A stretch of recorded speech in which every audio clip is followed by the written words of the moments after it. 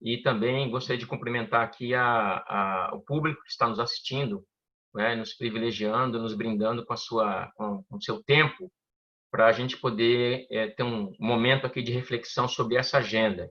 Em apertada síntese, eu gostaria de destacar aqui alguns pontos na linha do tempo, né? O Brasil é um país aí com mais de 200 milhões de cidadãos, né?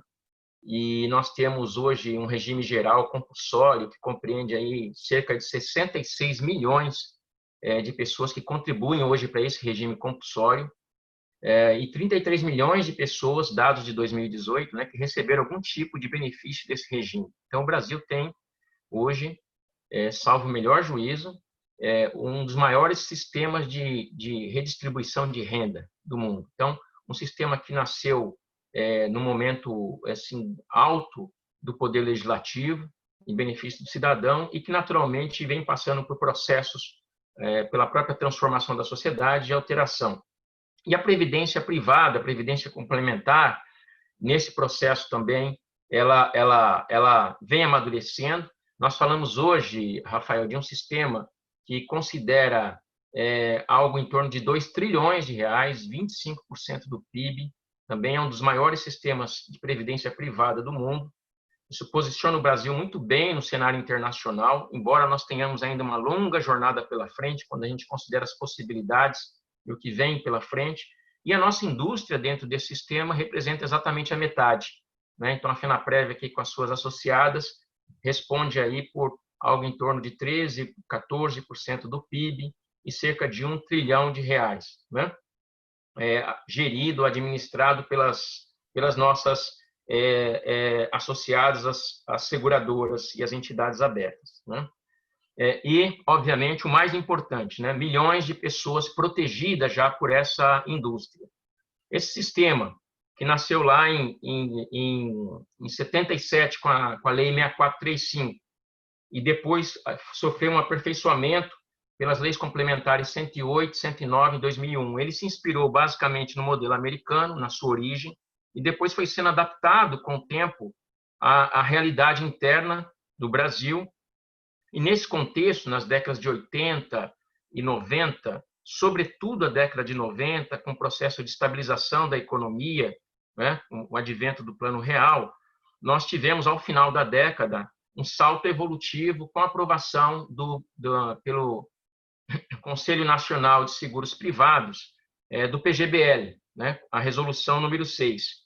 E esse foi, de fato, um grande avanço. Nós tínhamos caminhado até então com os planos tradicionais, e o PGBL inaugurou um novo ciclo para a nossa indústria, já num momento totalmente diferente da nossa economia e da própria sociedade, ao final da década de 90.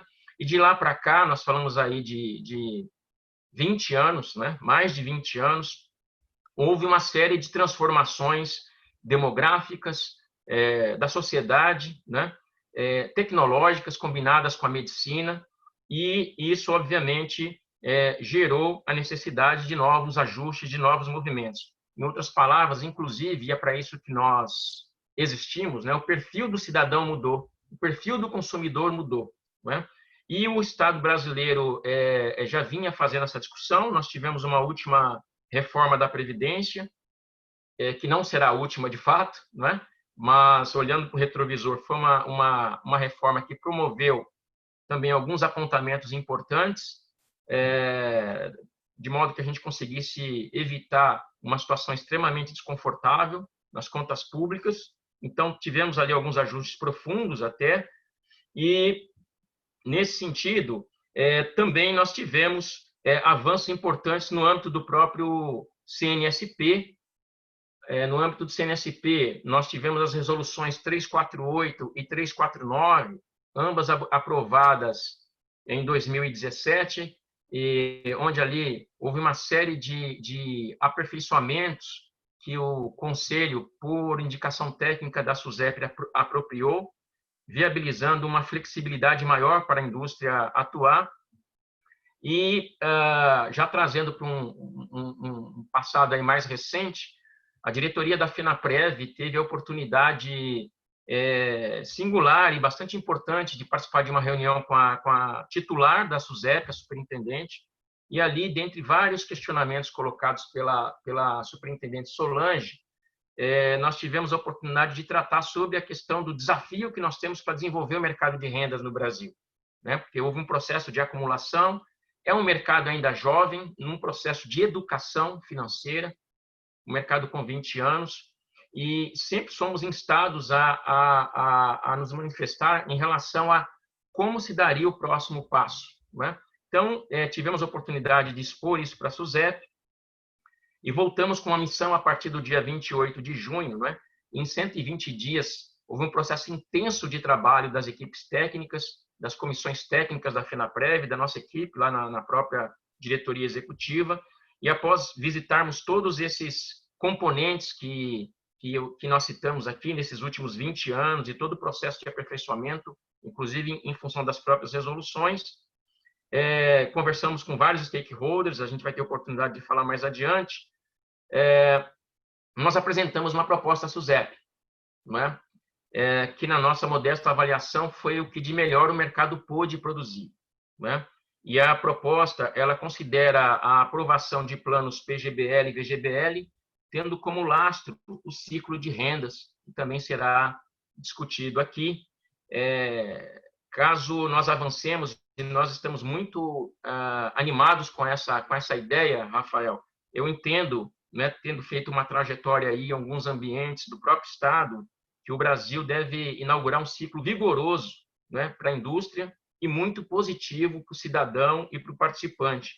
Nós entendemos também que o Brasil, quando a gente considera o nosso envolvimento junto à comunidade internacional, IAS e OPS, quando a gente fala dos fundos de pensão, né, a gente deve se tornar também um paradigma positivo, né, junto à comunidade internacional, nesse momento em que o sistema brasileiro, em relação às abertas, começa a amadurecer e a sociedade começa a envelhecer rapidamente. Então, de fato, será um salto muito positivo, um movimento, de alguma maneira, disruptivo, mas um movimento feito de forma muito consciente, equilibrada e bem alinhada com todos os stakeholders, né? Então, assim, em apertada síntese, como nós dissemos, e é um desafio para toda a sociedade, o processo, o modelo de welfare state. O Brasil realmente nasceu com um modelo muito interessante. Talvez não tenhamos feito a transição que precisávamos fazer na década de 80, né? E isso continua sendo um desafio para o Estado, né? Como a gente sair de um modelo de repartição para um modelo capitalizado no modelo compulsório. Mas, ao lado disso, o sistema privado ele vem dando saltos significativos, né? E hoje nós nos sentimos bastante à vontade para, nessa interação com o Estado, nessa sinergia com o Estado e com os atores, né, ter oferecido uma proposta que nós temos convicção de que ela será muito positiva para o nosso país. Excelente, obrigado, De Paula. Com esse panorama todo traçado pelo De Paula, Nelson, você que participou também ativamente do desenvolvimento do material, né, que vai servir como referência para a criação de uma circular, se tudo der certo, pela SUSEP, qual que é o propósito? Você consegue, resumidamente, nos passar qual que é o propósito do material e onde vocês gostariam de chegar dentro do escopo do trabalho? Você também puder citar algumas das experiências internacionais que serviram como benchmark, que o De Paula mencionou. Obrigado, Nelson. Bom, obrigado. Antes de mais nada, agradecer o convite, né, para a gente falar de um tema tão importante para o nosso mercado, né? Esse grupo de trabalho ele teve a presença de 21 representantes do mercado, que aqui estão representados por mim e pelo Amâncio, tá? E também foi de suma importância a equipe da FENAPREV nesse trabalho, aqui representada pelo De Paula. Bom, nosso propósito é desenvolver esse mercado de rendas no Brasil, que, como o próprio De Paula falou, é um mercado ainda muito jovem, né? E a gente quer criar mais flexibilidade para novos produtos, a gente quer tornar ele mais atrativo ao consumidor, para ele transformar o seu saldo acumulado em renda, tá? Criando condições mais favoráveis. E, no final, criando uma arena competitiva, aumentando o número de players a oferecer esse produto no mercado, né? Bom, falar um pouquinho sobre o mundo, né? Tirando alguns mercados mais desenvolvidos, como o mercado inglês, por exemplo, o que a gente vê é que essa demanda por anuidades ainda continua baixa, tá? A principal causa nos mercados é a pouca compreensão do consumidor e design de produtos ainda inflexíveis. Tá? Mas esse mercado ele tem crescido muito em importância. Tá? E vai continuar a crescer por algum tempo. Ele está sendo bem capitaneado exatamente pelo mercado inglês, que eu vou falar um pouquinho depois sobre a estrutura dele. Tá? Com a estruturação desses planos no mundo em contribuição definida, o que a gente tem visto é que existe uma transferência sistemática dos riscos de investimento e longevidade das instituições, né, dos indivíduos. Bom, e o que isso estimula? Né? A necessidade de criação de produtos que convertam essa poupança em renda. Né? E os consumidores, o que eles querem? Querem ter mais flexibilidade em seus produtos para usufruírem oportunidades de mercado, principalmente em mercados como o nosso, onde a gente tem uma volatilidade de taxa de juros. Tá? Esse mercado internacional, a gente poderia dividir ele em 3 grandes categorias. Tá? A gente tem um mercado de anuidades imediatas, como, por exemplo, o Reino Unido, que eu já falei, né, que é o mercado mais desenvolvido no mundo e com a maior quantidade de produtos inovadores e players. Né? Estados Unidos, Canadá, África do Sul, Holanda e, recentemente, o mercado chileno também. Tá? Bom, falando um pouquinho mais do mercado inglês, né? O mercado inglês ele tem uma grande vantagem, né? A quantidade de dados disponíveis para a experiência de mortalidade, mais de 100 anos de experiência. E essas experiências elas podem ser feitas, inclusive, por CEP. E isso o que estimula? Estimula eu criar produtos inovadores e dirigidos a grupos específicos da população. Eu consigo ter muita flexibilidade. Tá? Bom, falar sobre um segundo grupo, que são os mercados de anuidades diferidas. Esses mercados mais fortes são Dinamarca, Bélgica, Alemanha e, novamente, Holanda. Holanda ela transita bem nos 2 mercados. Tá? Essas anuidades diferidas, elas têm um retorno garantido relativamente baixo durante a fase de acumulação e um pagamento de um bônus adicionado à medida que o retorno dos investimentos acontece. Tá? A gente também tem um terceiro grupo, que eu diria que são os pequenos mercados de anuidade, talvez mercados mais jovens. E talvez aí o Brasil também possa estar enquadrado, mas eu tenho, por exemplo, Hungria, México, e aqueles com características pouco usuais, por exemplo, Suíça, Singapura. Tá? Mas que condições eu devo ter para desenvolvimento desse mercado de anuidades? Né? Ele está sujeito a uma série de fatores externos. O mais importante é o desenho e a escala do sistema de seguridade social. Tá?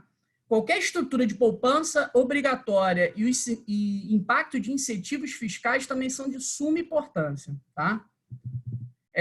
Voltando novamente para o mercado inglês, né? Por que ele é o mais representativo mundialmente?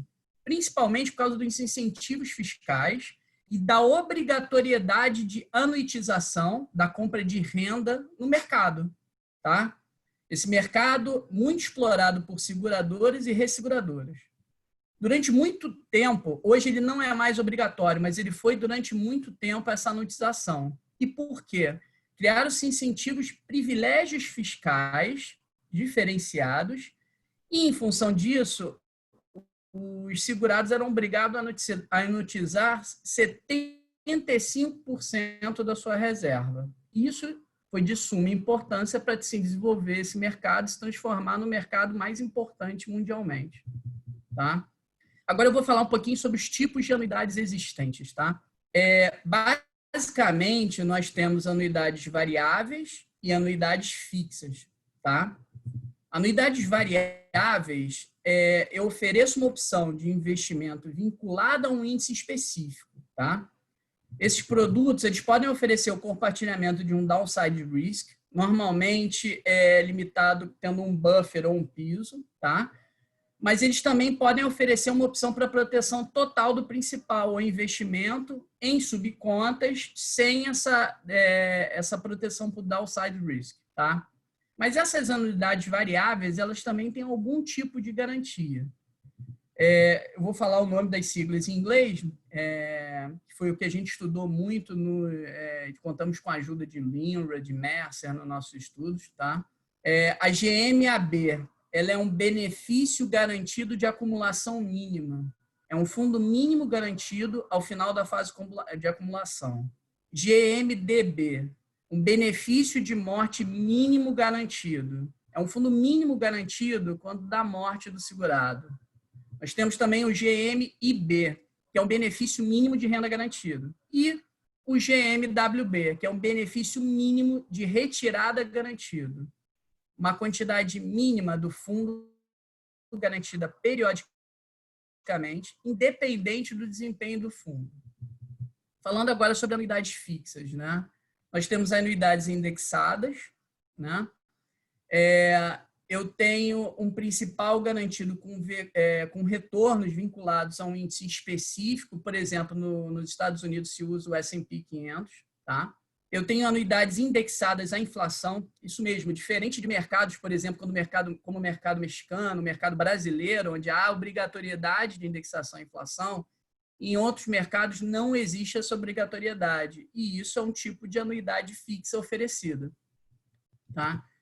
E, além disso, eu tenho as anuidades com taxas de juros fixas. Uma taxa de juros mínima é garantida por um determinado período de tempo e sem indexação da inflação. Tá? Mas eu também tenho alguns exemplos de anuidades que foram inovações que surgiram principalmente no mercado inglês. Tá? Nós temos as Enhanced Annuities, que a gente pode chamar de anuidades reforçadas ou aceleradas, né? Elas vão oferecer pagamentos de anuidades maiores para um indivíduo que tem uma expectativa mais baixa. Mas devido ao quê? Ao seu estilo de vida. Um exemplo, alguém que fuma, alguém que é obeso. Em função desse estilo de vida, ele tem uma expectativa de vida menor. E, em função disso, ele vai receber uma renda maior, uma renda acelerada. Nós temos também as Impaired Annuities, que a gente chama de, o nome em português fica até estranho, né? Anuidade de vida prejudicada, né? Ela oferece pagamentos de anuidades maiores ao indivíduo que possui uma deficiência clínica que possa reduzir a sua expectativa de vida. Por exemplo, ele tem o segurado tem uma cardiopatia, uma hipertensão e um câncer. Essas rendas em função de câncer são as mais exploradas dentro do mercado inglês, porque a gente tem bastante estatística para desenhar curvas de mortalidade. Tá? E temos também as anuidades de Life Care, que elas oferecem pagamento de anuidades maiores caso o comprador precise de um tratamento médico de longo prazo. Bom, essas rendas inovadoras, né, todas elas são necessárias um underwriting. Quem diria, né, um underwriting para alguém que vai converter em renda o seu saldo acumulado. Mas esse underwriting é de forma reversa um seguro de vida, né? Caso eu tenha alguma doença pré-existente ou um estilo de vida que me traga algum risco, eu vou receber uma renda maior, em função de eu ter uma expectativa de vida reduzida comparado a uma pessoa saudável, né? Mas são produtos arriscados, né? E como que isso foi trazido no mercado inglês, por exemplo, né? Principalmente com estudos de resseguradores, né? A correta transferência do risco, a pulverização do risco entre vários players, tá? E esse mercado, como eu falei anteriormente, ele foi favorecido para essas inovações porque a gente tem uma grande quantidade de informações disponíveis para estudo, né? Bom, em resumo, o que a gente vê nesses mercados, né? Os segurados eles podem montar mais de uma estratégia para a sua aposentadoria. Ele não necessariamente vai converter todo o seu saldo acumulado, ele vai preservar alguma liquidez. E com isso ele consegue aproveitar algumas oportunidades no mercado. E até mesmo, quem sabe, converter em renda em diferentes players, né?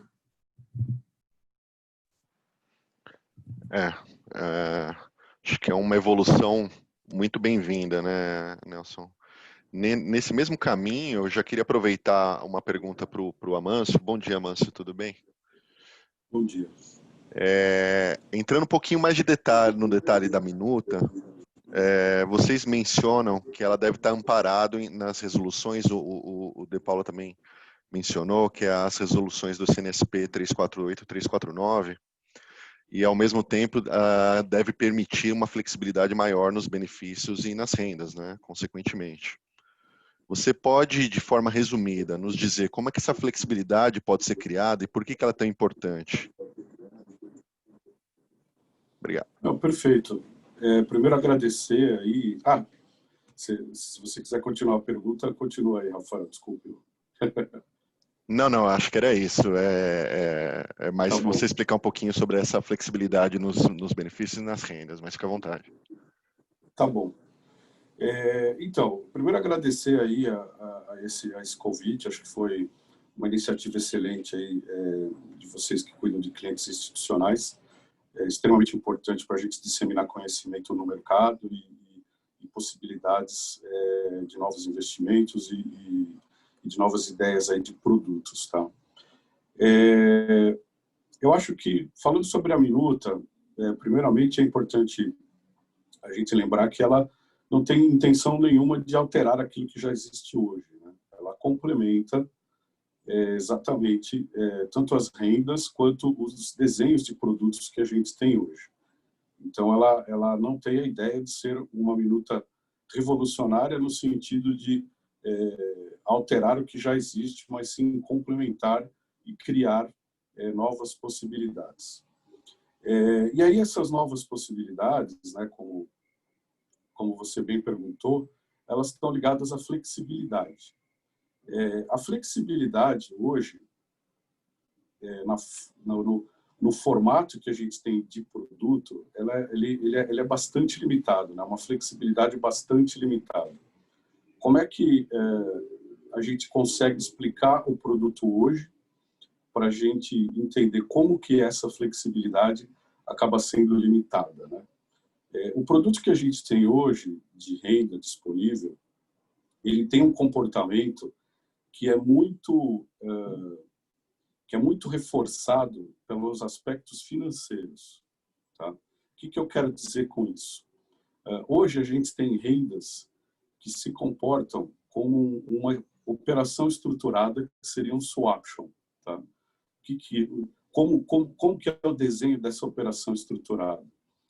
Quando você faz o seu aporte num plano de previdência, você, junto com esse aporte, tem uma call para poder se aposentar em um determinado momento, em condições pré-estabelecidas, já nesse contrato originalmente. E quando você decidir exercer esta call, você vai fazer um swap. Você vai ter, via de regra, uma taxa pré, a sua ponta, né, como segurado, vai ser uma taxa pré-garantida, e a seguradora vai assumir a outra ponta, em geral, com uma taxa bastante flutuante, né? Como foi colocado aqui, o mercado nacional ele é bem volátil em todos os aspectos, principalmente na questão de taxa de juros. Então, você acaba tendo uma operação que é uma call, que o segurado pode exercer a qualquer momento, e essa call implica em ele comprar um swap. Essa é uma operação bastante exótica, extremamente difícil de ser precificada. Por que ela é extremamente difícil de ser precificada? Porque você não sabe quando ela vai acontecer. E para o segurado, o fato dele ter uma taxa garantida no momento em que ele contrata o plano pode parecer, né, algo bom, porém a gente nunca sabe como que a economia vai se comportar no longo prazo. Então, eventualmente, se ele tem uma taxa de juros pré-fixada ali, embutida naquela annuity, vamos dar um exemplo aqui de 3%, isso pode ser muito bom hoje, mas eventualmente daqui 4 ou 5 anos pode não fazer sentido nenhum. E vice-versa. Porque a gente não pode esquecer que esse swap é um swap de longuíssimo prazo, né? Ele vai receber essa renda por anos. E ele tem que considerar essa possibilidade na ponta dele quando ele opta por uma taxa pré. Por outro lado, a seguradora ela também pode ter oscilações extremamente positivas e extremamente negativas na sua ponta, né? No sentido de que se a taxa pré garantida por segurado for uma taxa pré alta, eventualmente ela pode ter prejuízos. Se for uma taxa pré um pouco mais baixa, ela pode ter resultados financeiros, mas, novamente, tudo isso está ligado à volatilidade de taxas de juros e de mercado por vários e vários anos. Então, ela é uma operação que gera incertezas tanto para o lado do segurado como para o lado da própria seguradora. E talvez esse seja um dos motivos da gente ter um baixo grau de anuitização aqui no Brasil. Tá? Então, dado que a gente não tem uma flexibilidade hoje, e de que essa minuta de circular visa complementar aquilo que já existe, a ideia é exatamente ampliar as possibilidades que existem para concessão de rendas e de benefícios. Tá? Então, acho que um dos pontos principais é a possibilidade do segurado ter ciclos de renda, onde ele vai acumular um saldo em um produto do tipo PGBL ou VGBL. Em um determinado momento, ele vai poder transformar parte desse saldo em uma anuidade por um período de tempo que ele fixa junto com a seguradora, que ele pode negociar junto com a seguradora. E esse período de tempo pode ensejar uma anuidade que tem algum tipo de garantia, nos moldes em que o próprio Nelson colocou, ou, eventualmente, seja uma anuidade que esteja atrelada a variações de cotas de um fundo. Tá? E, novamente, terminado esse ciclo, ele pode avaliar se ele quer continuar recebendo renda e aí ele renegocia um novo ciclo de recebimento de benefícios até o momento em que ele, de fato, pode vir a falecer ou, eventualmente, queira transformar o seu saldo final em uma renda vitalícia. Existe também nessa circular a possibilidade da gente criar coberturas adicionais para estas rendas. O que significa isso?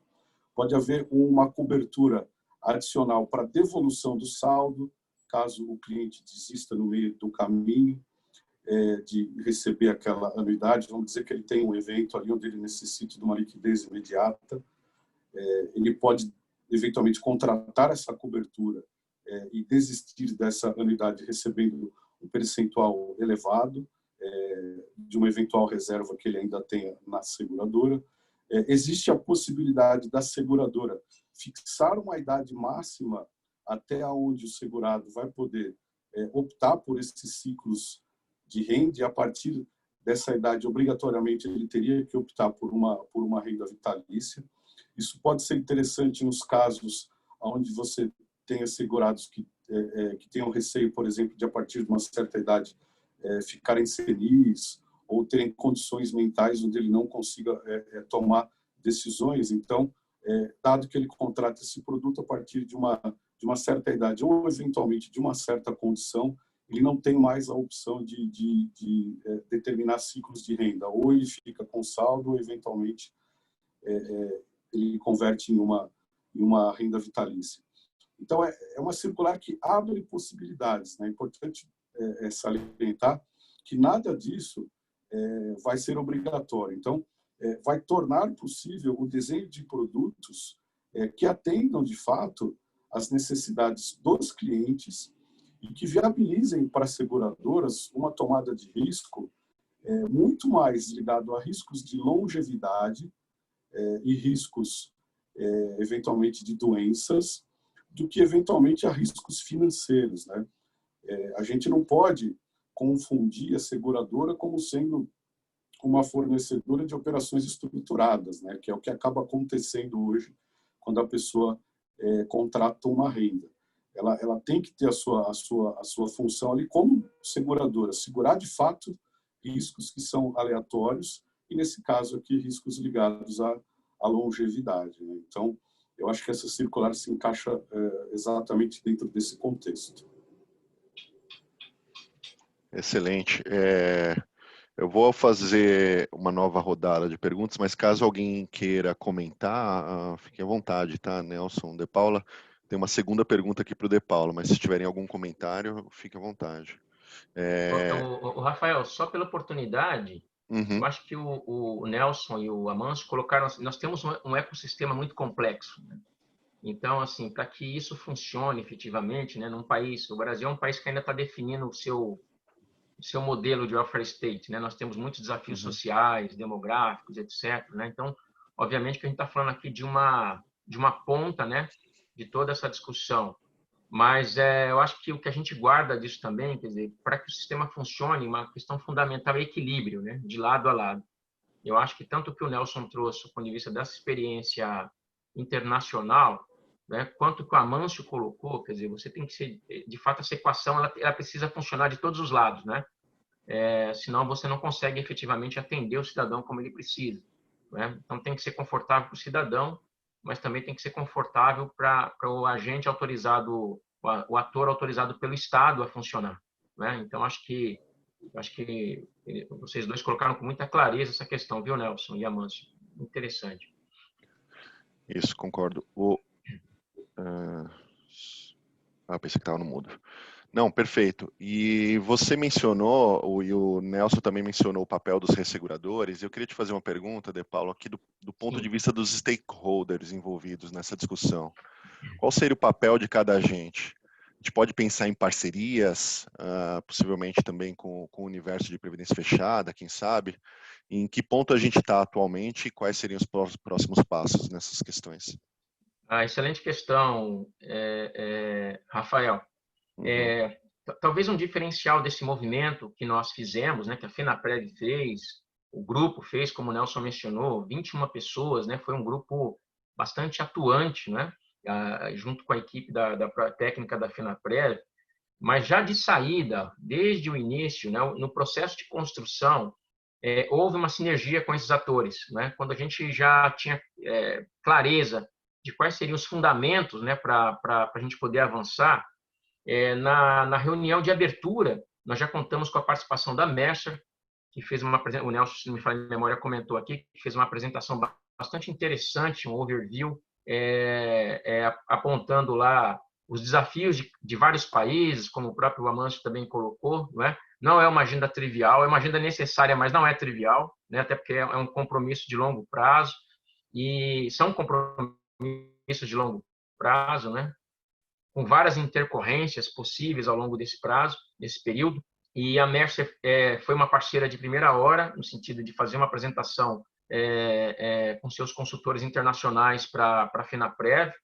Também contamos com a participação da Lirwan, né, Loma, que também fez uma apresentação muito interessante. O Nelson citou aqui, né, vários produtos que hoje são comercializados, né, e possibilidades que nós temos. Quer dizer, o pessoal já está um passo à frente, então isso serviu como uma referência bastante interessante, adaptada à realidade brasileira, né, entendendo o nosso status quo, mas foi uma participação bastante interessante.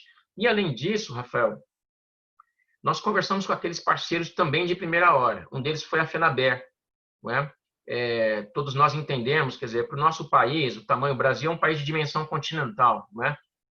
Ter um ressegurador local forte ou resseguradores locais fortes faz parte, tem que fazer parte da estratégia de Estado do nosso país, né?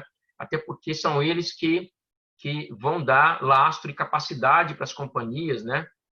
Numa relação perfeita, para elas oferecerem os benefícios, as possibilidades que aqui foram mencionadas pelos dois especialistas, né? Então, a reunião com a FENABER foi muito importante e eles se mostraram muito do que acontece no mundo e quais são os desafios. É muito interessante que os três, né, Mercer, Lirwan e FENABER, você chega no mesmo entroncamento, né? Quando nós mostramos o desenho em linhas gerais ali, eles deram um retorno muito positivo para a gente em relação a essa agenda. Então, enfim, a reunião com a FENABER foi muito positiva, né?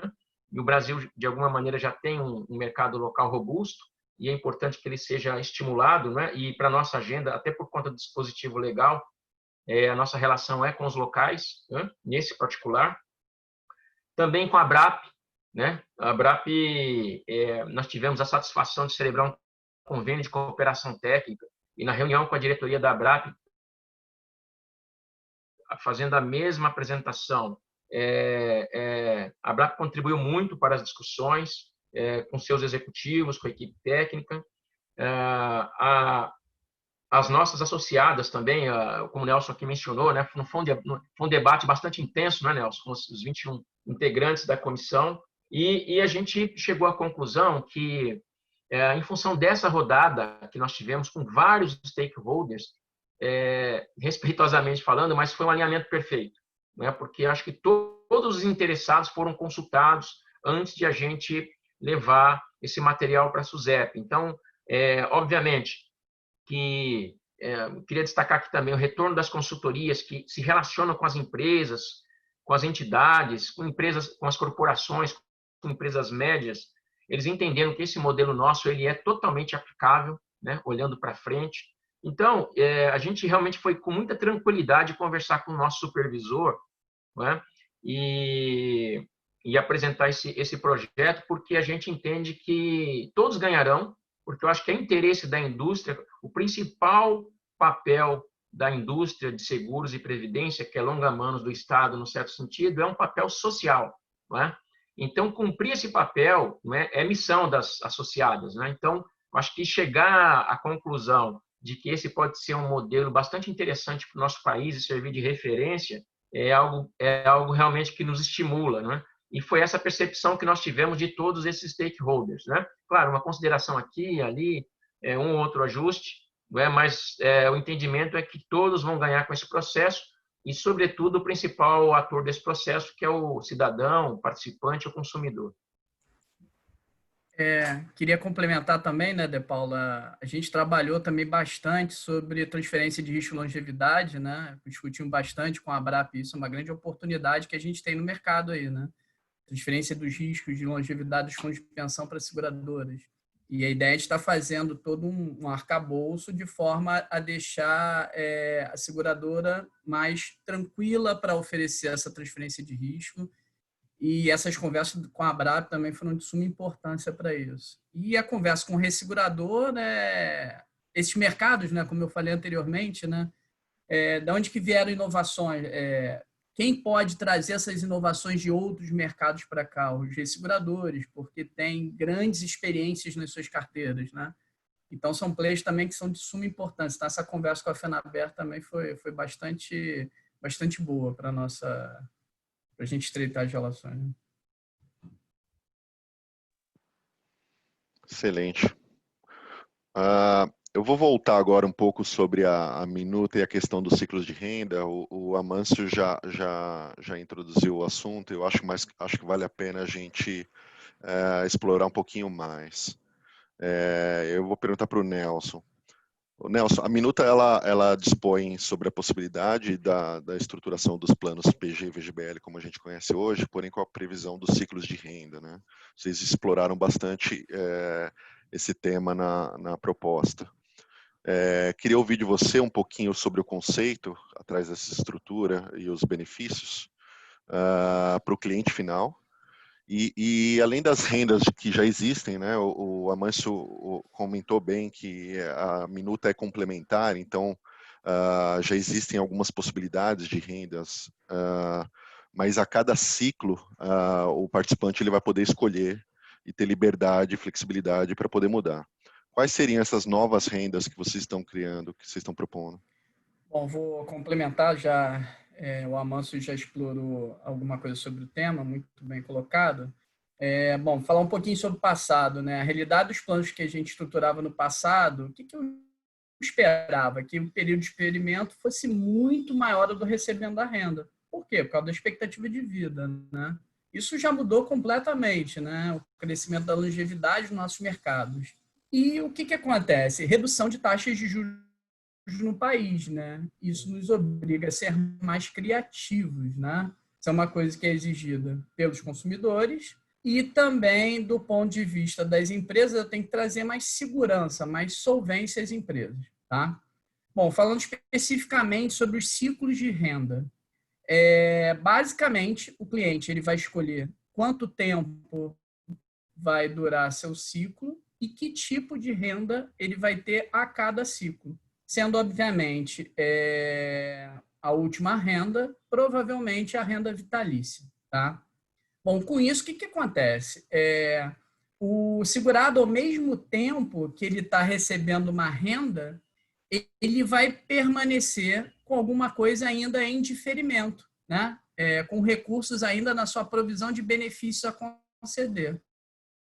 Com isso, ele vai ter flexibilidade e ele vai poder até mesmo aumentar o seu valor da renda, colocando mais dinheiro durante o período de diferimento, né? Bom, além das questões da longevidade, sob a perspectiva dos segurados, a nossa proposta ela visa mitigar, né, alguns riscos identificados, tá, como desafios para o desenvolvimento do mercado de renda, tanto no contexto do consumidor como da seguradora. Tá?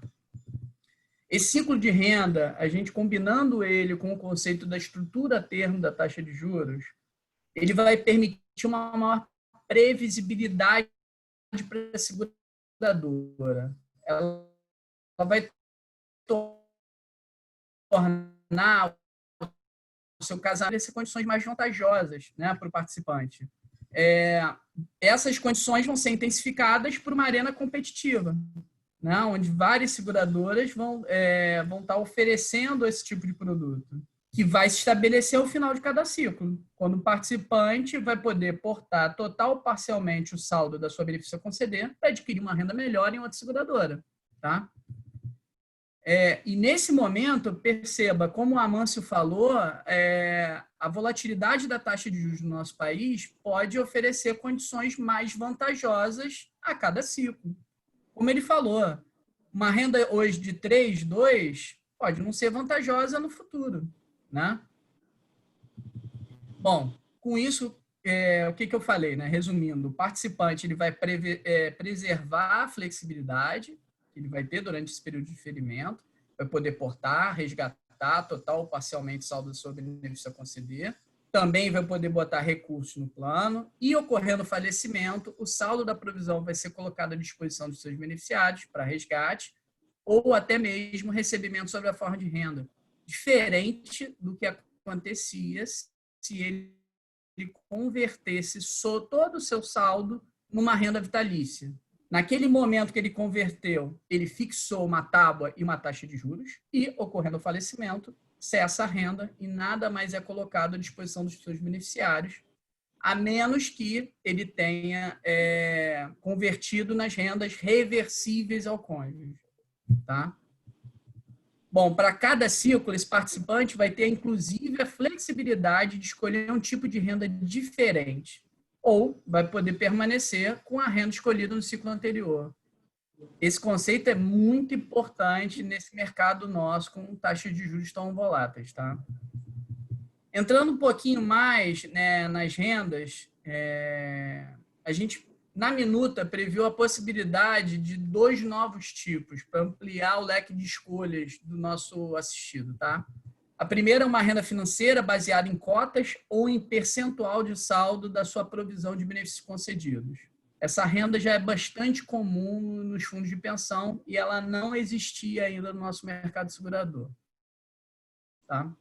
E, além disso, como a gente falou, uma renda vitalícia repactuada. Essa renda ela pode ser escolhida, inclusive, em ciclo único. O participante vai continuar podendo converter o seu saldo acumulado numa renda vitalícia. Mas o que seria essa repactuação? De tempos em tempos, de acordo com o estabelecido no plano, o participante vai repactuar a taxa de juros em função de uma ETTJ disponível no momento desta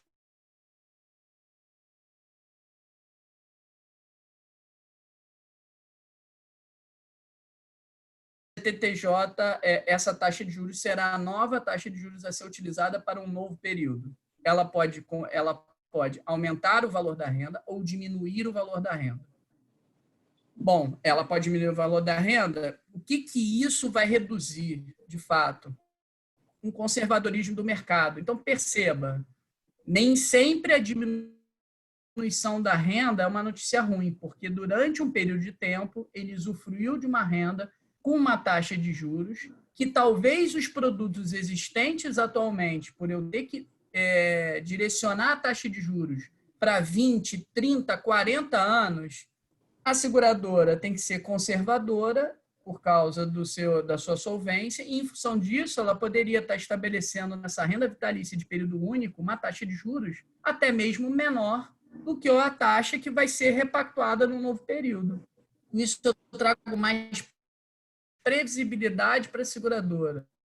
E eu reduzo o conservadorismo na adoção dessas taxas de juros para conversão na renda vitalícia. Tá? Vai ser possível a oferta de parâmetros mais condizentes com a realidade da época, sem a necessidade de eles serem conservadores, decorrente de uma incerteza de um longo período do passivo. Tá? E a preocupação legítima da seguradora em preservar a sua solvência. Bom, resumindo, nossa proposta ela vai oferecer maior flexibilidade aos clientes, previsibilidade à seguradora, vai aumentar a arena competitiva e vai trazer produtos mais parecidos com o que a gente tem de melhor no mundo. Perfeito. Você gostaria de complementar, Mâncio? Eu Sim, vou... sim. Eu acho que o Nelson colocou aspectos que são extremamente importantes aí e que vão tornar, de fato, o mercado mais complexo na medida em que essas opções de renda forem surgindo. Né? E eu acho isso muito bom no sentido de que a vocação para assumir esse tipo de risco de longevidade, risco de pagamento destas rendas, ela é das seguradoras, né? Como o próprio De Paula colocou anteriormente, as seguradoras também têm uma função social estabelecida dentro do sistema securitário e do sistema de previdência aqui no país. Então, é extremamente importante que as seguradoras, de fato, assumam este papel e usem essa vocação para poder prover esse tipo de produto para os clientes. Tá? Perfeito. Eu vou pegar o gancho desse seu comentário e para você fazer uma pergunta sobre a adoção de outras medidas, mas essas mais voltadas à comunicação. Acho que o assessoramento e o fomento de uma cultura previdenciária da população é essencial, é primordial. Quais os principais desafios, Amâncio, no processo de educação da sociedade como um todo, nesse sentido? Uhum. Então, hoje o que a gente observa é que basicamente a gente tem uma capacidade muito alta, né, das forças de venda em comentar sobre investimentos e comentar sobre seguros de vida, né? Passar informações, tratar com os clientes, de fato assessorá-lo nas suas melhores escolhas ali. Então, eu acho que o primeiro grande desafio aí vai ser exatamente na disseminação dessas informações e em como que essas informações vão ser divulgadas para corretores, para eventuais assessores, enfim, para todos os intermediários, de forma que eles estejam capacitados a falar sobre esse tipo de produto. E acho que um outro ponto bastante relevante, que o Nelson citou também, é que essa minuta ela tem por trás a ideia de a gente criar uma arena competitiva. Tá? O que isso significa? Significa que se você decide, por exemplo, converter o seu ciclo de renda na seguradora A em um primeiro momento, e esse ciclo de renda acaba e você vai renegociar o próximo ciclo, caso seja da sua vontade, você vai poder cotar isso em várias seguradoras. Tá? Então, você vai cotar esse ciclo na seguradora B, na seguradora C. Essas seguradoras podem te dar produtos diferentes e condições diferentes. E você vai ter a oportunidade de usar o mecanismo que já existe hoje, que é o mecanismo da portabilidade, para poder escolher a seguradora onde, de fato, você vai aportar recursos para entrar no próximo ciclo. Então, você vai ter não só uma competição, né, no mercado de portabilidades visando investimentos na parte de acumulação, mas também a condição com a qual você vai escolher o seu ciclo de renda. Então, você, de fato, vai criar uma arena de competição entre as seguradoras, tá? Para que elas ofereçam sempre aquilo que for melhor para o cliente e que ele esteja disposto a optar por aquele produto. O principal motor aí para a gente garantir é que tanto taxas quanto condições que os produtos oferecem sejam as mais justas possíveis, né? Hoje a gente tem esse consumidor não sabe, a gente precisa quebrar essa barreira para que a gente consiga oferecer produtos, para que a gente tenha competição e para que a gente consiga evoluir com essa arena competitiva e que isso de fato vai poder acontecer. Então você tem duas frentes, né? Uma frente de você criar um arcabouço onde o intermediário seja capacitado para poder falar desse novo produto, de você, obviamente, criar um arcabouço que permita o comissionamento desses intermediários, isso é um fator bastante importante, e aí, nesse sentido, a gente vê com bons olhos aí, tanto essa parte da transparência em comissões, para, de fato, possibilitar que essa arena competitiva fique de pé, e a gente vê também a questão de você conseguir, de fato, oferecer produtos que sejam competitivos e esse mecanismo de portabilidade. Todos esses fatores são importantes para que esse mercado, de fato, fique de pé. Amâncio, só fiquei numa dúvida. Desde o primeiro ciclo de renda, ele já pode escolher qual seguradora vai oferecer a melhor condição, né? Não após o final do primeiro ciclo. Desde que ele já converta em renda, ele já pode... fiquei com essa dúvida na sua fala. Pode. A cada ciclo, ele pode optar por uma renda diferente, coberturas diferentes e seguradoras diferentes para fornecer aquele ciclo para ele. Muito bom. Desde o primeiro momento. Muito bom. Bom, acho que grande parte das questões mais técnicas da proposta, elas já foram discutidas, acho que muitas coisas interessantes foram ditas, né? Eu queria abrir, eu recebi aqui uma pergunta, talvez a gente consiga aqui endereçar, os três consigam comentar. Caso essa proposta, obviamente, seja aprovada, como vocês enxergam os próximos passos? Que outras medidas estariam por vir? E também questão de cronograma, como é que funciona? A gente já embarca numa situação ligada à comunicação? Como é que a gente agiria daqui para frente? Se quiser, fiquem à vontade para responder. Se vocês me permitirem, só para inaugurar aí, Amâncio e Nelson, a gente tem uma dinâmica, né, uma liturgia. O material foi apresentado ao supervisor e a SUSEP tem todo um cronograma de apreciação de normativos, né? Então, obviamente que nós levamos para eles, né, produto daquilo que realmente a gente pôde estruturar, e isso entra agora numa fila lá de apreciações da SUSEP. A SUSEP já está com uma agenda para dois da casa, né? Mas esse assunto está na pauta. Então,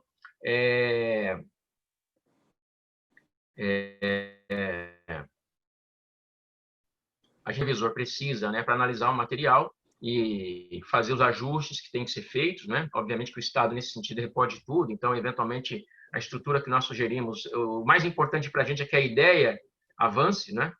Então, a ideia avançando, eventualmente, a SUSEP vai promover lá os seus ajustes de acordo com a sua leitura. Tão logo nós tenhamos esse retorno do Estado, bom, aí a gente vai, as operadoras vão ter liberdade para atuar. O que acontece? Essa é uma corrida de fundo, né? Não é uma corrida de curto prazo. E tem um negócio fundamental aí que tem a ver com a educação financeira, né? Então, no nosso ambiente, no nosso ecossistema, eu acho que há um trabalho muito forte a ser feito junto aos nossos clientes, né? E aí cada associada tem, né, a sua forma de lidar, mas eu acho que o desafio é para todas, né? De educação, efetivamente, do consumidor, do participante, né? Esse é um trabalho muito importante e não é um trabalho trivial, né? Não é um trabalho trivial. Tem uma outra frente que é a relação com os fundos de pensão, que eu acho que aí vai ter uma interação muito forte com patrocinadoras, né, muito forte, e entidades. O Nelson colocou aqui uma gama de possibilidades que existem, né, até após a minha fala, inclusive complementou.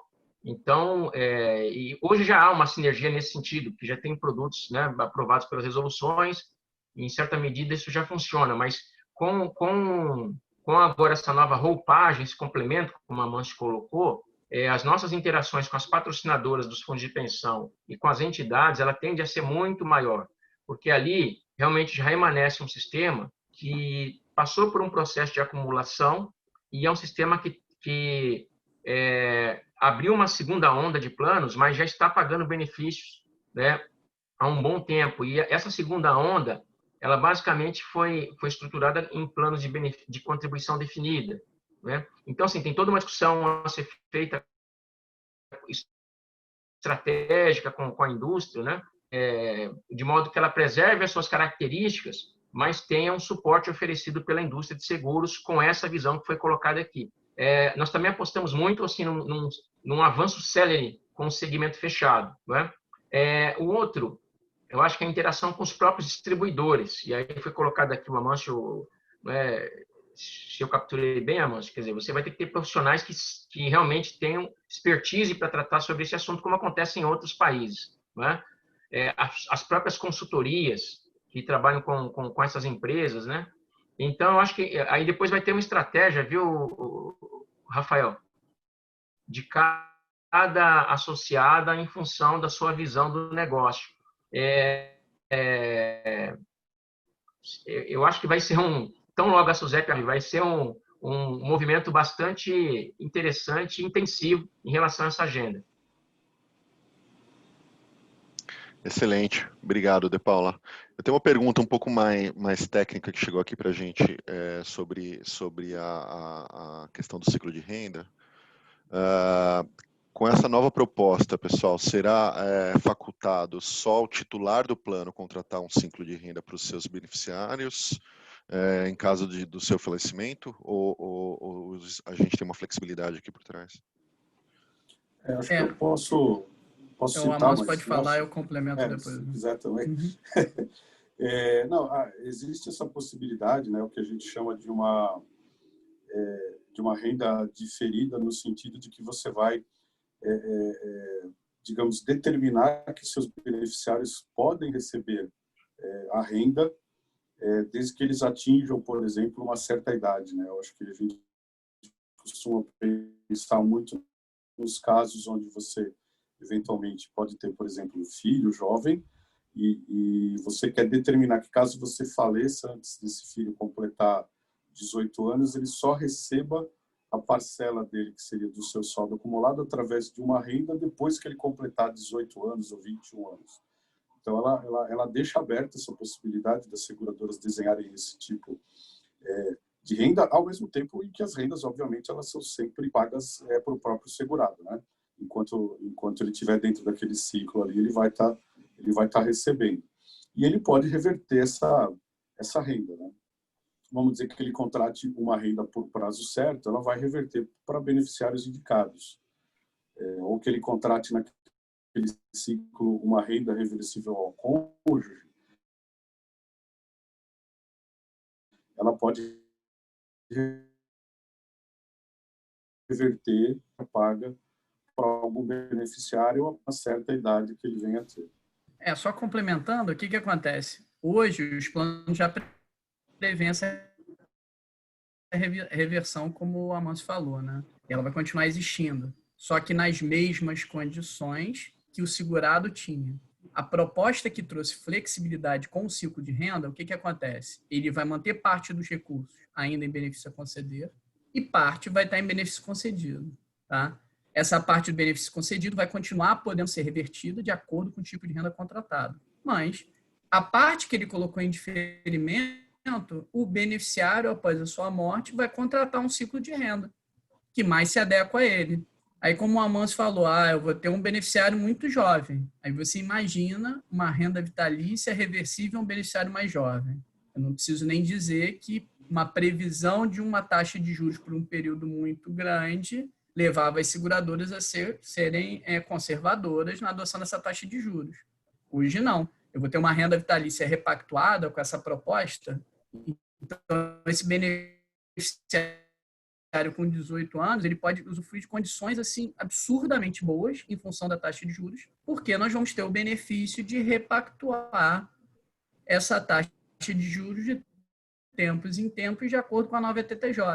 Então, quer dizer, trouxe flexibilidade realmente e maiores oportunidades para os beneficiários, de fato. Excelente, obrigado pela resposta. Eu vou caminhar a nossa discussão aqui para o encerramento. Eu também, no final, vou abrir para as suas considerações. Então, que acho que também a gente está chegando próximo do tempo aqui estipulado. Bom, como bem mencionado por todos, o grande desafio é que a longevidade caminhe de mãos dadas com uma boa qualidade de vida. Então, sem sombra de dúvida, os planos com caráter previdenciário são fundamentais para possibilitar essa qualidade de vida, né? Sendo que a responsabilidade dos agentes é de aperfeiçoar cada vez mais os planos e auxiliar a sociedade a atingir esse entendimento.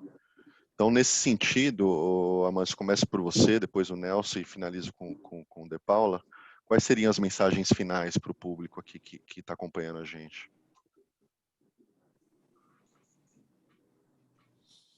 Assim, eu acho que a gente precisa primeiro pensar que a gente está falando aqui de produtos de previdência complementar, né? Então, a gente, obviamente, visa complementar aqui qualquer tipo de benefício que o Estado venha a garantir. Essa é a ideia que está por trás de todo esse arcabouço que a gente está criando aqui. E isso vai atingir, basicamente, todos os setores da sociedade, né? A ideia é que isso não fique restrito.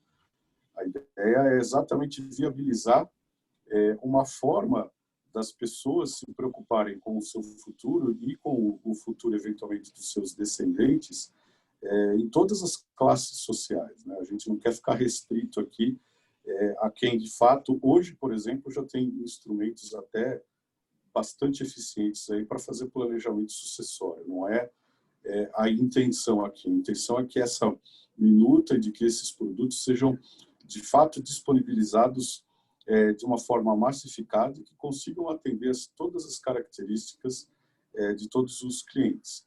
Obviamente que você vai, no meio do caminho, ter players e ter seguradoras que vão optar por focar em clientes de alta renda, clientes de outros patamares, mas cada uma ali dentro do seu nicho, dentro da sua atuação. Mas a ideia é deixar isso o mais aberto possível. E a ideia aqui também é a gente estar preparado, né? Eu acho que o mercado segurador ele tem que mostrar prontidão nesse aspecto. Então, eventualmente, qualquer alteração que a gente venha a ter no futuro de uma revisão do nosso sistema previdenciário, o mercado segurador já estaria preparado com esse tipo de norma. Da mesma forma, a gente pode estar preparado aqui para outras eventualidades que possam atingir outros tipos de investimento. Então, a gente conseguiria estar preparado aqui para atender clientes que hoje têm algum tipo de investimento visando sucessão, por exemplo, e que vejam uma atratividade nesses novos produtos aqui. Então, além da gente atingir toda a população, né, possibilitar isso através de um trabalho educacional e de um trabalho de criação de produtos, a gente demonstrar prontidão para eventuais mudanças que a gente sabe que no longo prazo sempre acontecem. Muito bom, obrigado. Nelson, por favor. Bom, esse desenvolvimento do mercado de rendas, tanto em mercados mais avançados como o inglês e menos desenvolvidos, que estão engatinhando ainda como o nosso, ele é um processo contínuo. Precisa de grande estudo e ele vai envolver várias frentes de atuação. A comunicação com os clientes da sociedade é de suma importância.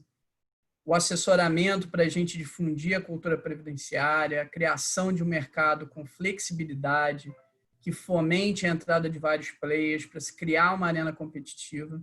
Isso, no final, vai estimular a melhor condição dos clientes, inovação de produtos, entrada de players importantes, como por resseguradores nesse mercado também, para a correta pulverização desses riscos, proteção dos clientes, no final, né? E, além disso, a gente tem uma grande oportunidade, né? É um mercado que é bem jovem, como o De Paula falou, né? Ainda pouca quantidade de pessoas que entraram em renda. E a gente tem também uma grande oportunidade, que são as transferências de risco de longevidade dos fundos de pensão para as seguradoras, né? Então, a mensagem é assim, é um início, temos bastante trabalho pela frente e, principalmente, a gente tem que difundir essa cultura previdenciária e tem que assessorar corretamente os clientes para a conversão no melhor tipo de renda para ele. Obrigado, Nelson. De Paula, por favor, as considerações.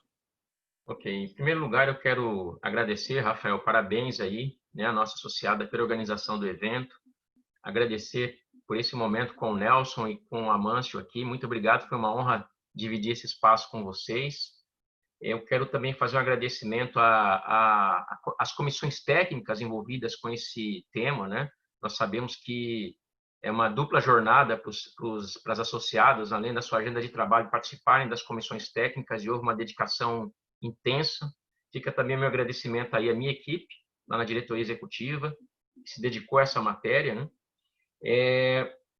E aqui, acho que fazer algumas considerações muito rápidas nesse encerramento, mas como a gente teve a missão de falar um pouco do histórico, né? Então a gente realmente ali em 5 minutos passou um pouco por essa agenda desde o regime geral, com mais de 90 milhões de pessoas afetadas diretamente, e entrando nas nossas indústrias, né? Tudo que foi feito foi positivo, mas o Brasil precisa avançar muito mais. E o desafio que nós temos agora é que a gente precisa avançar rapidamente, não é? Porque agora, de fato, diferente de 20 anos atrás, a transição demográfica, a cada ano, ela vai ser muito mais impactante para a nossa sociedade, para a nossa economia e para as contas públicas, não é? Então, nesse ambiente especializado, a gente pode dizer com algum grau de tranquilidade, né, como técnicos que somos, que vai ser um desafio para o Estado brasileiro suportar o nível de benefício que ele oferece hoje, né, e os custos que nós temos já, fiscais, impostos, que estão dados, né? Então, o Brasil, de fato, nos próximos 10, 15 anos, vai promover uma nova reforma, não é? E, certamente, não é, o grande desafio nosso não é se, mas quando a gente vai avançar para um regime compulsório capitalizado, não é? Essa discussão, ela é uma discussão aguda, necessária. A FENAPREV vai continuar com essa bandeira, tentando oferecer contribuições para os stakeholders, porque, de fato, esse movimento ele precisa ocorrer. Do outro lado, no segmento privado, né, nós falamos aqui de ABRAP, falamos aqui da FENAPREV, né, nós temos uma boa história para contar quando a gente olha para o retrovisor, né? Nós temos um sistema rígido, um sistema robusto, né? As seguradoras, mesmo num ano tão difícil como esse, né, que entrou para a história, tem dado uma demonstração de resiliência e tem cumprido seu papel, né? E agora nós somos desafiados, e aí no movimento, eu acho que inovador, né, muito interessante, a avançar mais esse capítulo, né? Que tem a ver com a questão das rendas. Então, eu deixo aqui o meu agradecimento e gostaria de dizer que, no âmbito da FENAPREV, nós estamos com uma expectativa, e a própria diretoria, não é? Uma forte expectativa para o ano de 2021. Nós temos convicção de que essa agenda ela vai avançar, não é? E é um processo longo, é um processo que passa por todos os pontos que foram colocados aqui pelo Amâncio e pelo Nelson, né, de educação, de fomento da cultura, de alinhamento, não é?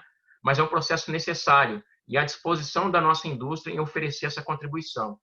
E, por fim, deixar aqui o meu registro também público de agradecimento à titular da SUSEP, a superintendente Solange, que nos recebeu lá em junho, recebeu a diretoria, né, da FENAPREV, e em vários questionamentos que ela fez, por conta até da questão de queda de taxa de juros e os efeitos na nossa indústria, avançamos para essa questão do mercado de rendas, até por conta de avaliações do Banco Mundial em relação ao Brasil, e fomos desafiados, né, e a indústria, eu considero, rapidamente deu uma resposta. Em 120 dias, a gente estava com realmente um material bem estruturado, né? Então, fica o meu agradecimento aqui à titular da SUSEP e também a equipe técnica da SUSEP. A reunião foi muito positiva. Obviamente que o Estado agora vai precisar de oxigênio para fazer os ajustes, aceitar algumas coisas, talvez não aceitar outras. Isso é da dinâmica da avaliação do Estado, mas a reunião foi extremamente positiva com a equipe técnica da SUSEP. Ok, Rafael? Então, eu quero agradecer e parabenizar a todos aí pela organização desse momento aqui muito especial para a nossa indústria. Muito obrigado.